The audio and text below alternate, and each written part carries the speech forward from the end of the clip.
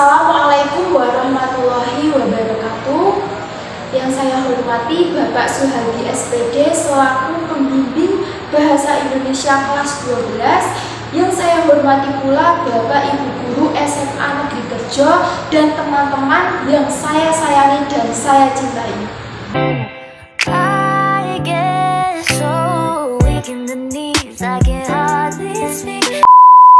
Jika mata adalah cahaya, hati adalah permata, senyuman adalah ibadah, maka mengenalmu adalah sebuah anugerah terindah. Maka perkenalkan, nama saya Cindy Lestari, nomor absen 33 dari kelas 12 MIPA 3. Nah, di sini saya akan menjelaskan sistematika dan kebahasaan karya sastra, kritik, dan esai untuk memenuhi tugas ujian praktek bahasa Indonesia kelas 12. Nah, baik teman-teman, tanpa berlama-lama, mari kita belajar bareng-bareng di sini. Nah, perlu kalian ketahui, kritik sastra dan esai merupakan dua tulisan yang hampir sama, karena kedua-duanya membahas tentang argumentasi atau pendapat penulis atau pengarang. Nah, walaupun keduanya hampir sama, tapi kritik dan esai pun ada perbedaannya. Maka dari itu di sini kita akan mengulas tentang definisi kritik sastra dan esai. Yang pertama, ada kritik sastra. Nah, kritik sastra itu adalah sebuah karya sastra yang berisi tentang penilaian terhadap suatu karya. Bisa perbaikan-perbaikan melalui komentar-komentar yang dilontarkan.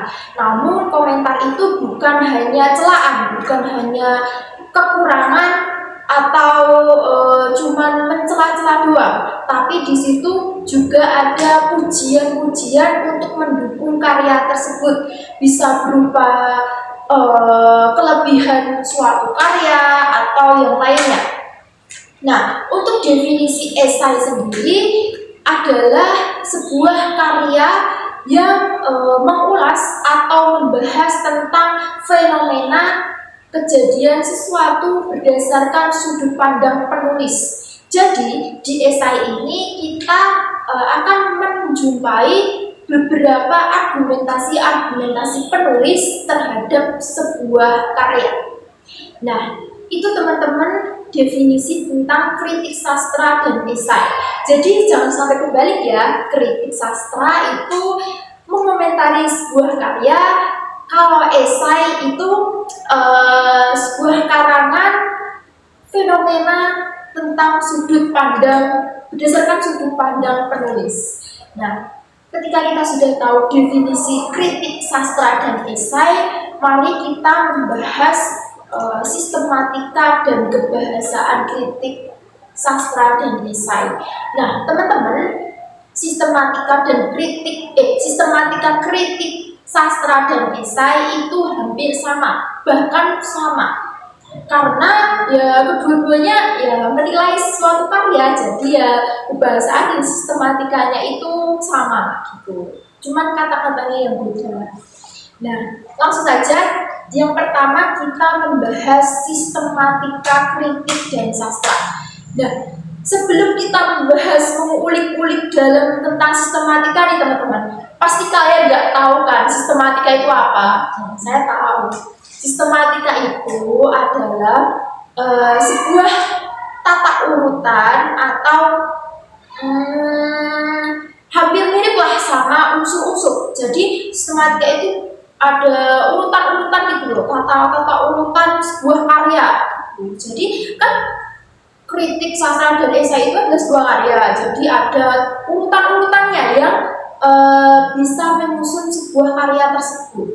Nah, langsung saja sistematika karya kritik sastra dan esai atau tata urutan atau bisa disebut juga dengan unsur kritik sastra dan esai itu yang pertama ada tesis atau pernyataan umum. Nah, di tesis ini kalian akan menjumpai berupa pengenalan tokoh, latar, alur, dan yang lainnya.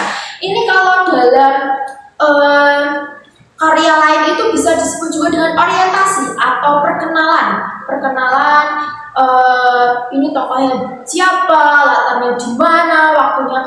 suasananya bagaimana, dan novel ini menceritakan tentang apa, tema, dan yang lainnya.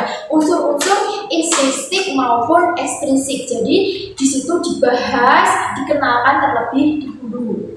Nah, kemudian yang kedua ada pernyataan argumentasi. Nah, di unsur yang kedua ini memuat tentang argumentasi penulis. Jadi di sini itu kayak semacam paragraf-paragraf penjelasan khusus gitu loh, kayak kalimat-kalimat penjelas yang menguatkan topik yang dibahas. Kemudian yang ketiga ada penegasan ulang.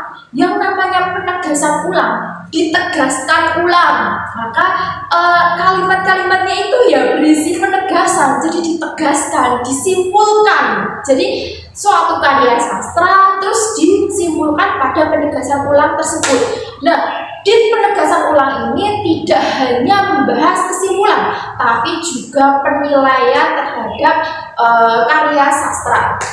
Nah, penilaian ini bisa kelebihan, kekurangan, dan yang lainnya. Jadi teman-teman, yang sudah kita bahas dari awal tadi, bahwa kritik sastra tadi membahas menilai, mengomentari tentang sebuah karya. Nah, ini letaknya di penegasan ulang.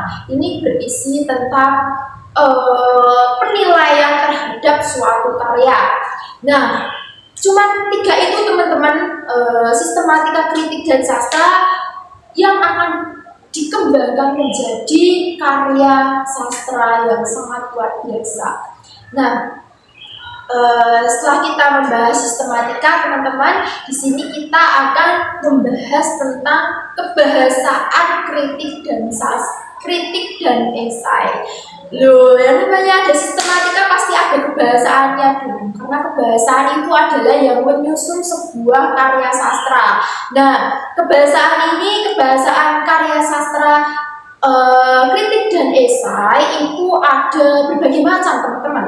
Yang pertama itu adalah kalimat persuasif. Kalimat persuasif itu adalah kalimat yang bersifat membujuk, yang bersifat mengajak atau membujuk pembaca agar melakukan suatu hal yang diperintahkan oleh penulis yang dituliskan pada karya sastra. Nah, di sini saya punya contoh nih teman-teman dari novel Hujan karya Kak Terelie. Nah, contohnya itu gini. Jangan pernah kamu jatuh cinta pada saat hujan turun, karena kalau esok lusa kamu patah hati dan hujan turun kembali, pasti kamu akan mengingatnya kembali. Nah, di situ kita diajak teman-teman supaya tidak jatuh cinta pada saat hujan turun. Nah, begitu contohnya persuasif itu. Selanjutnya itu ada kalimat fakta. Nah, kalimat fakta karya sastra. Ngendi-ngendi kalimat fakta mesti ada. Kalimat fakta kuwi kalimat sik sesuai apa onone, ora digawe-gawe. Nah, kalimat fakta ini saya punya contoh. Kalimat fakta novel Hujan ini itu faktanya itu seperti ya sifat tokohnya, latarnya, waktunya, suasananya itu fakta. Nah, terus kejadian gunung meletus itu fakta. Terus hujan tiba itu juga kalimat fakta. Lanjut, itu selanjutnya itu ada kalimat teknis. Kalimat teknis kuwi kalimat khas yang menjelaskan tentang sesuatu yang bisa membangun topik, atau ya bisa disebut dengan kalimat-kalimat penjelas yang bisa membangun suatu topik. Nah, di karya sastra kritik dan esai juga ada beberapa kalimat-kalimat teknis. Nah, kemudian yang selanjutnya ada kata kerja mental. Nah, kata kerja mental ini merupakan ekspresi penulis untuk mengungkapkan sesuatu. Jadi marah, sedih, kecewa, atau yang lainnya. Jadi itu merupakan ekspresi yang mengungkapkan tentang argumentasi sesuatu karya. Nah, ini teman-teman kebahasaan kritik dan sastra mungkin bisa ditambahkan sendiri, karena di sini saya akan mengulas tentang novel Hujan kritik. mengkritik kelebihan dan kekurangannya. Nah, judulnya adalah Hujan, karya Kak Terelie, yang terbit pada bulan Januari tahun 2016 dengan tebal buku 320 halaman. Wow, tebal sekali ya teman-teman.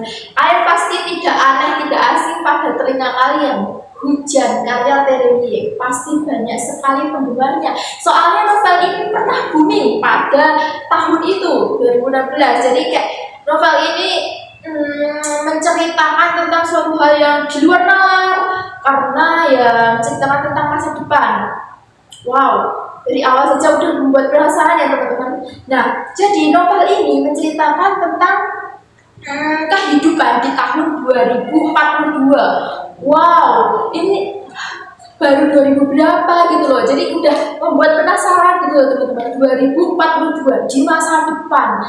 Di masa depan itu ada apa saja sih? Ada kejadian apa aja sih gitu loh. Jadi di novel ini bahas tentang 2042. Nah, di novel ini ada dua tokoh yang menjadi tokoh utama, ada Esok dan Lail. Esok ini adalah seorang pria yang sangat jenius dan cerdas. Faktanya dia menciptakan mobil terbang di ibu kotanya pada usianya yang 13 tahun. Kemudian ada Lail, seorang wanita dengan sederhana, cantik, rupawan, sangat cerdas dan berjiwa sosial yang sangat tinggi. Beliau tinggal di panti asuhan. Namun karena kecerdasannya, beliau bersekolah di bidang keperawatan dan mengikuti seminar-seminar sosialisasi untuk berbagi kepada khalayak umum. Nah, menariknya teman-teman, Lail ini menyimpan rasa cinta kepada Esok, tapi tidak bisa diungkapkan karena batas usia mereka yang masih dini dan mereka lebih fokus pada pendidikannya. Karena mereka itu dikejar dunia, karena mereka itu pengen inilah, jadi gak mengurusi perasaannya terus gitu. Nah, novel yang bergenre 2042 sampai 2050 ini menceritakan tentang teknologi-teknologi yang canggih yang diciptakan di masa depan. Contohnya seperti mobil terbang tadi yang dibuat oleh Esok, terus pintu bisa terbuka sendiri, terus kipas angin bisa muter-muter kemana-mana, terus anting-anting yang bisa mengatur suhu manusia dan yang lainnya. Jadi di 2042 ini teman-teman, itu termasuk kehidupan yang diperalat oleh alat. Jadi kehidupan manusia itu dijalankan oleh alat, semuanya menggunakan alat. Bahkan ada yang menciptakan robot untuk memasak, menyuci dan yang lainnya. Jadi manusia di 2042 sampai 2050 ini sangat dimanja oleh teknologi. Nah, sangat menarik novel ini teman-teman, karena ya menceritakan tentang masa depan gitu loh, yang mungkin akan terjadi karena dengan banyaknya teknologi canggih, sumber daya manusia yang tiada habisnya, belajar terus dan sampai ke luar negeri dan yang lainnya pasti akan terjadi di dunia nyata. Tapi teman-teman, secanggih apapun, sebesar apapun teknologi di masa depan, gak akan ada yang melawan atau yang melebihi kekuasaan Tuhan Yang Maha Esa. Jadi setinggi apapun, secanggih apapun alat itu, pastinya gak akan ada yang merubah kodrat bahwa yang tertinggi itu adalah Tuhan Yang Maha Esa. Jadi harapan saya semoga dengan canggihnya teknologi tidak mengurangi rasa terbantunya atau butuhnya kita kepada Tuhan Yang Maha Esa. Kita masih tetap butuh Tuhan Yang Maha Esa. Wow, sangat menarik sekali novel ini teman-teman untuk dibaca. Oh ya teman-teman, saya kan udah menceritakan tadi tentang apa, novel hujan itu tentang apa. Nah, itu adalah pernyataan umum dan argumentasi penulis. Kemudian kita akan membahas nih penegasan ulang atau kelebihan-kelebihan atau kekurangan. Nah, di novel hujan itu ada kelebihannya. Yang pertama itu alurnya yang sangat jelas, karena alur yang digunakan dalam novel hujan ini adalah alur maju mundur. Yang dimulai dari esok yang pindah dari kampung ke ibu kotanya 13 tahun, kemudian menciptakan mobil terbang pertama kali. Nah, itu sangat menarik untuk dibahas. Nah, kemudian novel ini juga membahas topik dengan bahasa yang ringan dan mudah dipahami. Nah, di situ ada beberapa bahasa-bahasa yang mudah dipahami karena di situ menggunakan bahasa-bahasa yang kekinian atau modern sehingga bisa dipahami oleh khalayak umum mulai dari usia muda sampai usia tua. Nah, selanjutnya di novel ini juga mampu melambungkan imajinasi pembaca, mulai dari kejadian gunung meletus, terus hujan, bermain dengan hujan, itu kan membangkitkan imajinasi pembaca. Nah, selanjutnya juga novel ini mengungkap suatu hal yang di luar nalar, teman-teman.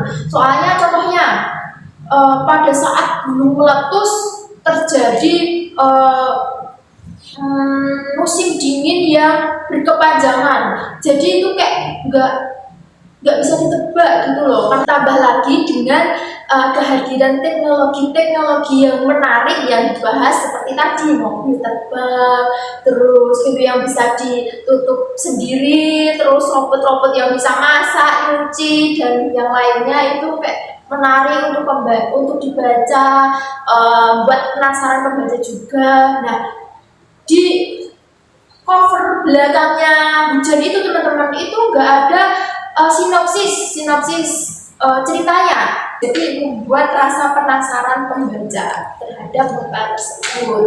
Nah, teman-teman, di balik kelebihan pasti ada kembalian. Salah.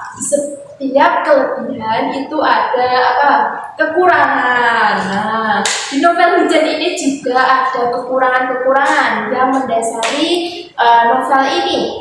Yang pertama itu tokoh lain yang wanita itu kurang greget, soalnya dia sering nangis, gak iso inisiatif dewe, terus lemar-lemar, jadi membuat tokoh ini kurang kuat gitu loh. Jadi rasa greget pembaca itu ada gitu loh. Jadi alangkah baiknya tokoh lain itu dibuat lebih berani gitu loh, nggak nangis terus kayak gini. Kekurangan yang selanjutnya adalah dalam novel ini hanya membahas tentang kecanggihan teknologi di masa depan, nggak ada sama sekali menyinggung unsur permasalahan agama, permasalahan tentang Tuhan Yang Maha Esa. Jadi alangkah baiknya di teknologi di era tengah-tengah teknologi yang sangat canggih itu, alangkah baiknya membahas tentang persoalan agama juga. Selanjutnya, kekurangannya itu ditemukan pula kata-kata yang sulit dipahami karena menggunakan diksi atau kata-kata yang mementingkan keindahan, jadi membuat pembaca itu bingung karena banyak pembaca yang belum tahu tentang bahasa-bahasa atau diksi-diksi pemilihan kata yang indah, jadi membuat sebagian pembaca merasa bingung. Tapi teman-teman, dari kekurangan-kekurangan ini, novel Hujan karya Kak Terelie merupakan novel yang sangat luar biasa karena novel ini berhasil booming dan menciptakan sebuah hikmah-hikmah di novel ini juga, pesan moral atau amanat dalam novel ini. Nah, pesan moral atau amanat dalam novel ini adalah jika persahabatan ya teman-teman itu sebuah persahabatan yang bersama ketika suka maupun duka, seperti sosok Esok dan Lail yang menemani di saat suka maupun duka. Jadi itu memberi kita pelajaran bahwa kita temenan atau sahabatan itu harus saling mengerti satu sama lain, menciptakan perdamaian atau kerukunan. Di percintaan itu mengisyaratkan dua sosok wanita dan pria yang saling mencintai, tapi memendamnya secara diam-diam karena merasa umurnya belum cukup, kemudian memendamnya dan fokus pada pendidikannya. Kenangan terindah atau kenangan cinta sama seperti halnya dengan hujan. Kita tidak bisa menghentikan hujan. Bagaimana bisa kita menghentikan tetesan-tetesan air hujan, sedangkan kita hanya bisa menunggu tetesan-tetesan itu berhenti dengan sendirinya. Seperti halnya dengan cinta. Kita tidak bisa memberhentikan cinta. Kita hanya bisa menunggu perasaan itu berhenti dengan sendirinya.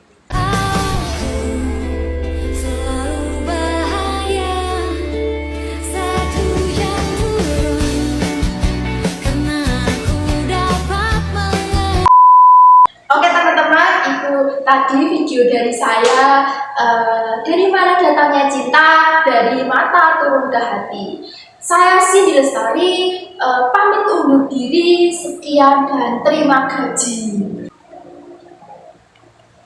Mohon maaf karena banyak kata-kata yang kurang berkenan, dan mohon maaf kepada Pak Guru apabila ada kesalahan-kesalahan yang ada dalam penjelasan saya. Maka dari itu saya mengharapkan kritik dan saran pembaca di kolom komentar di bawah ini. Terima kasih Pak Guru, teman-teman yang saya cintai. Terima kasih, saya pamit undur diri.